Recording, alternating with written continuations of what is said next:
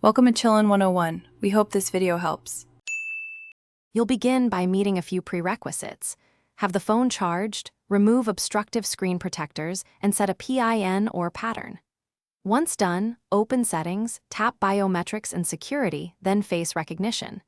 Make sure ambient light isn't too bright or too dim. You want a steady, even face image.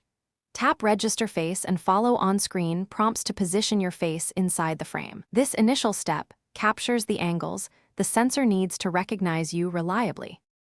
Once the enrollment begins, hold the phone at eye level and rotate your head slowly about 15 to 30 degrees left and right so the sensor captures side angles. Make sure you remove sunglasses and hats for this pass. After capture, review options, enable faster recognition for quicker unlocks, or keep higher security if you prefer. Test unlocking 3 times to confirm consistency. If recognition misses, re-enroll in good lighting, and with the same head movements to improve accuracy. To finish, lock the phone and verify face unlock from varying distances, about 1, 2, and 3 meters, to ensure reliability.